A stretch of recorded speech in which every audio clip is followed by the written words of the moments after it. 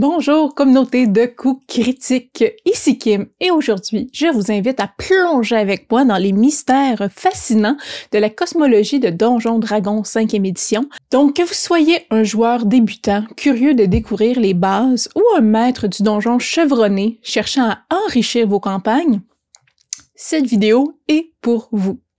Donc, dans cet épisode, on va explorer l'organisation cosmique des plans d'existence, ces dimensions parallèles et mystérieuses qui façonnent l'univers de Donjons et Dragons.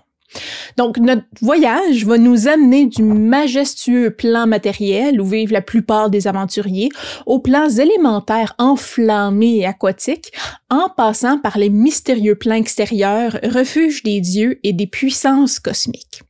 Donc, on va parler également des mécanismes qui relient ces mondes entre eux, comme les plans de l'éther et l'astral et comment ils se promènent, et la manière dont les aventuriers peuvent se déplacer à travers des portails ou s'y perdre. Donc, vous voulez comprendre comment fonctionne l'équilibre entre les forces du bien, du mal, de la loi, du chaos. Vous souhaitez enrichir vos récits avec des voyages interplanaires ou des quêtes célestes? Ben, restez avec moi et dans la série de vidéos qui vont suivre sur les différents plans dans l'univers de Donjons Dragons, ça va vous permettre de lever le voile sur l'architecture cosmique qui soutient l'univers de Donjons et Dragons. Aujourd'hui, on commence par une explication générale de la cosmologie dans l'univers de Donjons Dragons. Donc, la structure, l'origine, l'évolution de l'univers de Donjons Dragons repose sur un modèle riche et complexe appelé la Grande Roue des plans. Donc, elle décrit l'organisation des différents plans d'existence.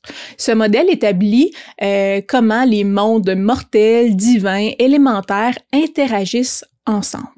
Donc, les plans d'existence sont pas simplement d'autres mondes, mais des dimensions formées et gouvernées par des principes spirituels et élémentaires. Donc, on retrouve 5 catégories de plans. Premièrement, on retrouve le plan matériel.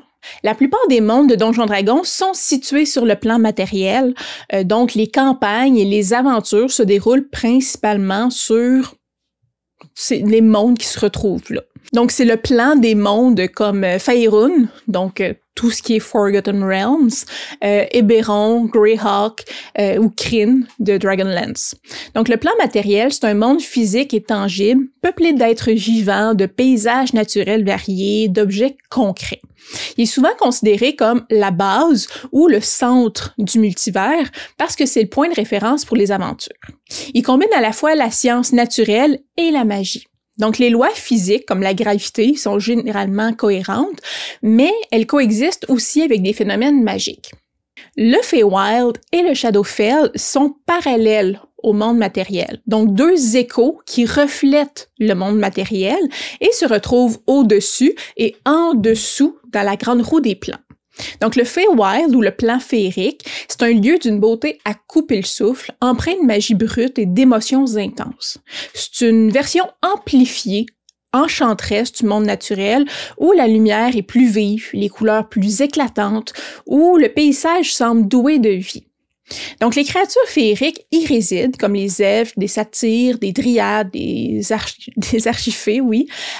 Donc, les fées sont souvent espiègles, parfois capricieuses, et peuvent aussi autant être, oui, je pourrais dire, bienveillantes que malveillantes. Le Shadowfell, lui, ou le plan des ombres, c'est un monde des ténèbres et de désespoir. Donc, c'est une version sombre, déformée du plan matériel, où la lumière est rare, où les émotions sont absorbées dans un abîme de mélancolie. Donc, les créatures, comme les morts vivants, les spectres, les ombres, hantent ce plan. Les Shadarkai, comme les elfes liés à la Raven Queen, y résident aussi également. Donc, le plan matériel est relié aux autres plans à travers un système complexe de portails, de magie de transport et de frontières éthérées. Le plan éthéré est directement adjacent au plan matériel, permettant des interactions avec des entités spectrales et des espaces liminaux. Ce qui nous amène logiquement au plan transitif. Donc, le plan éthéré et le plan astral sont des royaumes sans limite qui permettent le passage entre d'autres plans d'existence. Le plan éthéré est souvent considéré comme un voile brumeux superposé au plan matériel. Donc, on y trouve une sorte de brume grise ou un espace sans véritable forme ni frontière.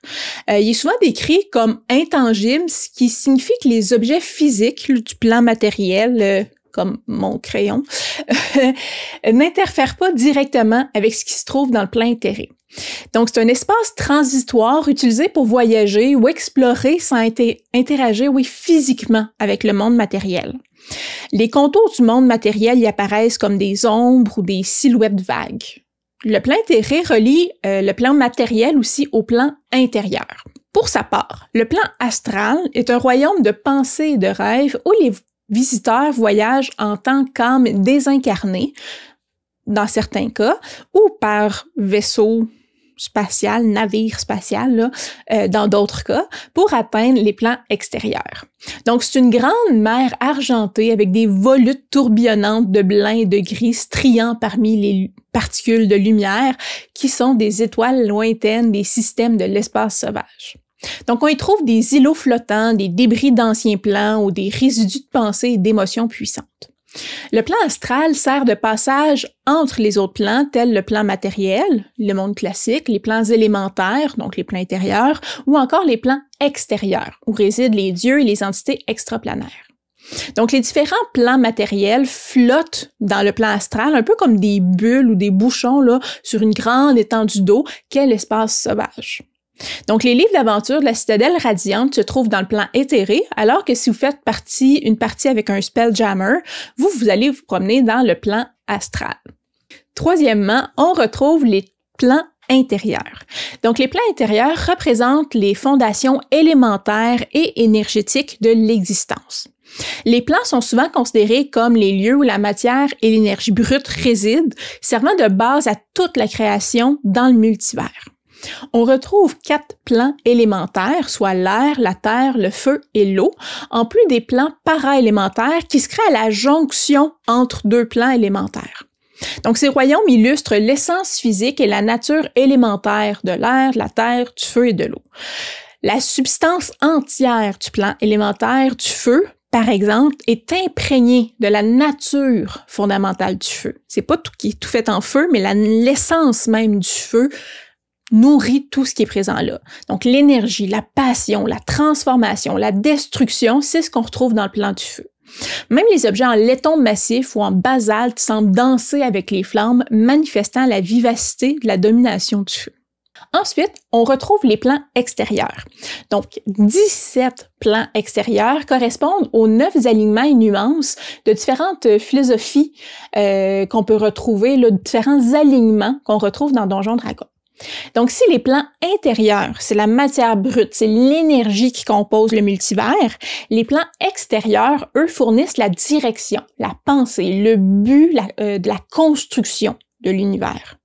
Donc, ce sont des royaumes de spiritualité et de pensée, des endroits où résident les célestes, les démons, les divinités en général. Le plan d'Exilium, par exemple, est pas seulement une demeure pour les bonnes créatures ou l'endroit où les esprits des bonnes créatures se rendent lorsqu'elles meurent. Donc, c'est l'incarnation de la bonté, un royaume spirituel où le mal ne peut pas subsister. C'est autant un état d'être et d'esprit qu'un lieu physique. De la même manière, le plan Mécanus représente l'ordre absolu, alors que les limbes représentent le chaos total. Donc, les plans ayant un élément de bonté dans leur nature sont appelés les plans supérieurs, tandis que ceux ayant un élément de mal sont les plans inférieurs. Donc, le plan extérieur de la neutralité se veut être dans les terres lointaines, donc une grande étendue circulaire qui mène vers chacun des autres plans extérieurs. On y retrouve aussi au sommet d'une longue flèche la ville de Sigil, donc la ville des portes, que vous pouvez retrouver dans le triptyque de Planescape. Finalement, il existe des plans positifs et négatifs. Donc, ces 2 plans englobent le reste de la cosmologie, fournissant des forces brutes de vie et de mort qui sous-tendent toute existence dans le multivers. Donc, comme un dôme au-dessus des autres plans, le plan positif est la source d'énergie rayonnante, de force vitale brute qui imprègne tous les êtres vivants. C'est comme le cœur d'une étoile, c'est un four de création continuelle, un domaine de brillance au-delà de la capacité des yeux mortels à comprendre. Donc, c'est un plan qui est vibrant, si vivant que les voyageurs se sentent renforcés en le visitant. Placé comme un bol en dessous des autres plans, on retrouve le plan négatif. Donc, c'est la source d'énergie nécrotique qui détruit les vivants et qui anime les morts vivants. Donc, c'est vide, sans lumière, sans fin. C'est un plan avide, nécessiteux, qui aspire la vie de tout ce qui est vulnérable. La chaleur, le feu, la vie elle-même sont tous attirés dans les entrailles de ce plan qui a toujours soif de plus. La cosmologie de Donjons Dragons comprend donc plus de 2 douzaines de plans. La compréhension la plus courante de ces plans-là les visualise comme un groupe de roues concentriques avec des royaumes matériels au centre. Donc, les plans intérieurs forment une roue ou un cercle autour du plan matériel, enveloppé dans le plan éthérique. Puis, les plans extérieurs forment une autre roue qu'on peut placer en dessous du plan matériel, disposée aussi en cercle selon l'alignement des plans, avec les terres lointaines les reliant tous, donc en leur centre. Étant donné que le principal moyen de voyager d'un plan à l'autre, c'est par des portails magiques, la relation spatiale entre les différents plans est largement théorique, on s'entend. Aucun être dans le multivers ne peut regarder en bas et voir des plans disposés comme un diagramme dans un livre. Aucun mortel ne peut vérifier si le mont Célestia est coincé entre Bitopia et Arcadia. Plutôt, ce positionnement-là théorique est basé sur la nuance philosophique entre les plans puis l'importance relative qu'ils accordent à la loi et au chaos, au bien et au mal. Les portails sont des passages magiques qui permettent de voyager instantanément d'un endroit à un autre. Donc, ils jouent un rôle clé dans l'exploration des plans d'existence et dans les scénarios qui impliquent des voyages rapides ou interplanaires. Donc, un portail, c'est une manifestation magique qui relie 2 endroits distincts dans l'espace ou entre les plans d'existence. Donc, ces points de passage peuvent être permanents ou temporaires et sont souvent protégés par des gardiens, des énigmes ou des exigences spécifiques. Donc, certains portails fonctionnent vraiment comme des portes ou apparaissent comme une fenêtre transparente ou un passage enveloppé de brouillard et le voyage interplanaire est aussi simple que se déplacer à travers le portail, donc passer à travers une porte.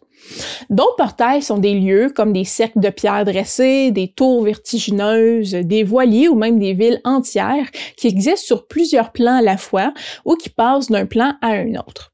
Donc, certains sont des vortex, reliés un plan élémentaire à un endroit très similaire sur le plan matériel, comme une mare de magma tourbillonnante au cœur d'un volcan qui mène vers le plan du feu, ou un maelstrom dans les profondeurs de l'océan qui mène au plan de l'eau. Passer par un portail planaire peut être le moyen le plus simple de voyager du plan matériel vers un endroit souhaité sur un autre plan. Souvent, cependant, un portail présente une aventure en soi. Donc, tout d'abord, les aventuriers doivent trouver le portail qui les mène là où ils veulent aller. La plupart des portails se situent dans des lieux éloignés et l'emplacement d'un portail présente souvent des similitudes thématiques avec le plan vers lequel il mène. Par exemple, un portail vers le mont Célestia pourrait être au sommet d'une haute montagne. Deuxièmement, les portails ont souvent des gardiens chargés de s'assurer que certaines créatures ne passent pas. Donc, le gardien d'un portail est généralement une créature magique puissante, comme un djinn, un sphinx, un titan ou un habitant du plan de destination du portail. Enfin, la plupart des portails ne sont pas ouverts tout le temps, mais ne s'ouvrent que dans des situations particulières ou lorsqu'une certaine exigence est remplie. Donc, un portail peut avoir n'importe quelle exigence, comme par exemple, le portail ne fonctionne que si une commande particulière est donnée, ou si le voyageur porte un objet particulier, ou l'objet agit un peu comme une forme de clé. Le portail aussi peut fonctionner simplement pendant une période aléatoire, puis se referme pendant une durée tout aussi aléatoire. Le portail peut fonctionner aussi que si une condition particulière est remplie ou qu'à des moments particuliers sur le plan matériel, par exemple pendant une pleine lune ou pendant l'équinoxe du printemps ou le solstice d'hiver ou lorsque les étoiles sont dans certaines positions. Donc, les différents plans seront davantage développés dans les prochaines vidéos, mais je suis quand même curieuse de savoir comment vous utilisez les différents plans dans vos campagnes. Est-ce que vous les faites intervenir premièrement? Est-ce que certains plans vous inspirent davantage que d'autres? Est-ce que les plans élémentaires, les plans intérieurs vous allument plus, vous intéressent plus, ou est-ce que c'est les plans extérieurs avec une morale ou une philosophie qui vous intéresse davantage? Donc, comme toujours, n'hésitez pas à commenter pour dire comment vous les intégrez ou pas, et pourquoi. Et sur ce, je vous invite comme d'habitude aussi à mettre un petit pouce en l'air si vous avez bien aimé la vidéo, à suivre la chaîne sur YouTube et notre page Facebook et à venir nous faire un coucou sur Patreon si vous désirez avoir toutes nos vidéos au moins une semaine à l'avance. Et sur ce, je vous dis à la prochaine fois. Bye!